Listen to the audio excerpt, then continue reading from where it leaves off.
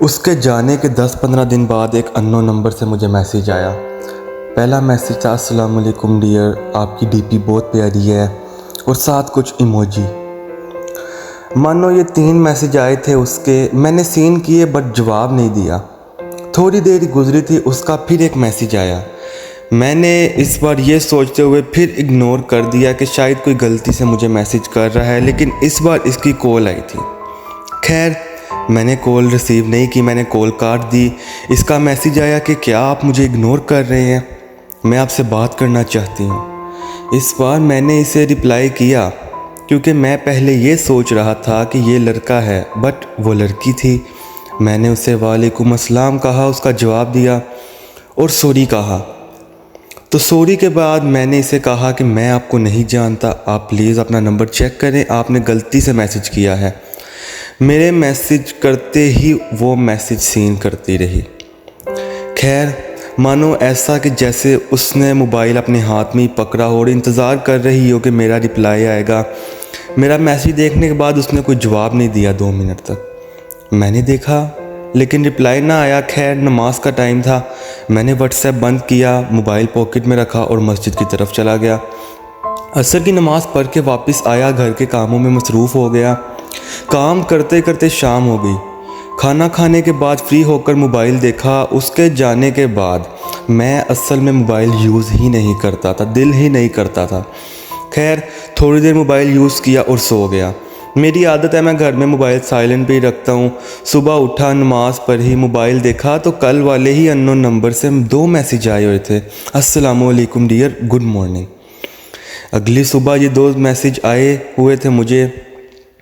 उसके खैर मैंने वालेकुम अस्सलाम और सुबह व खैर कहा, जवाब दिया। उसने फ़ौरन पूछा, कैसे हैं आप? मैंने उसे खैरियत बताने के बजाय उल्टा ये कहा कि मैं आपको पहले बताया है कि मैं आपको नहीं जानता, आप प्लीज़ अपना नंबर चेक करें, शायद कोई गलत फहमी हुई हो, आप दोबारा नंबर चेक करें। ये कह के मैंने फ़ोन चलाना बंद कर दिया और ख़ुद को काम में मसरूफ़ कर लिया।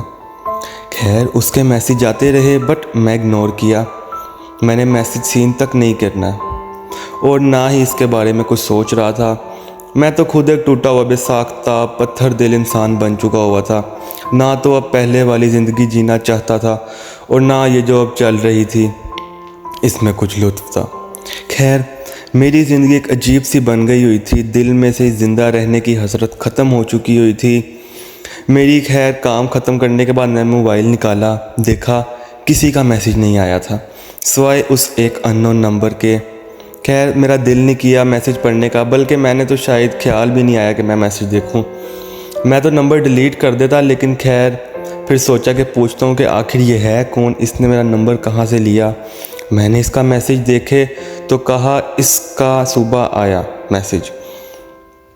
खैर, उसका जब मुझे सुबह मैसेज आया तो उसने मुझे मेरे उस नाम से मेंशन किया हुआ था जो मेरा नाम मेरे घर में किसी को नहीं पता था।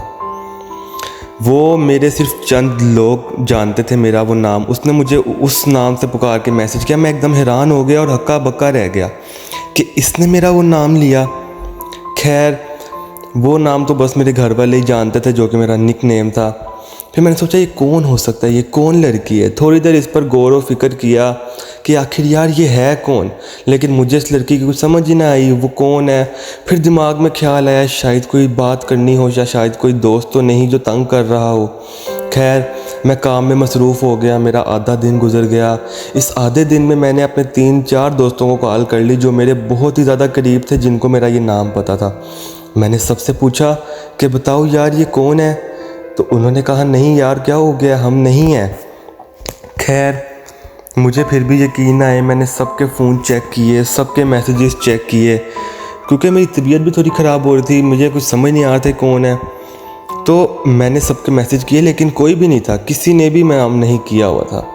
खैर, इसके बाद से कोई मैसेज नहीं आया और वो सुबह से मुसलसल ऑफलाइन जा रही थी। इसका लास्ट सीन का टाइम था, सुबह का शो हो रहा था। तो मेरे घर वालों ने खाना दिया, मैंने मना कर दिया और कह दिया कि मुझे भूख नहीं है। मैं दिन के उस टाइम सोता था लेकिन मुझे नींद भी नहीं आ रही थी, मुझे समझ नहीं आ रही थी। मुख्तसर ये था कि मैं अपने दोस्तों से बात शेयर करने के बाद भी ना इस चीज़ को अपने में अंदर पे एक अजीब सी घुटन सी महसूस कर रहा था कि यार ये कौन है, कौन मेरा ऐसे नाम ले सकता है। खैर मुझे मेरे दोस्तों को भी ना समझ आया कि यार ये क्या माजरा है क्या नहीं, सारे के सारे परेशान थे। बहरहाल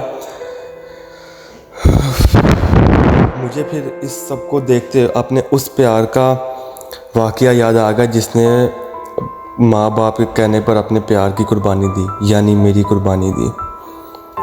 फिर उन्होंने दोस्तों ने मुझे ये भी कहा कि यार कहीं ये वही तो नहीं, मैसेज तो नहीं कर रही। लेकिन मैंने कहा नहीं, मैं उसकी टाइपिंग जानता हूँ, ये वो नहीं है, ये वो लड़की नहीं है।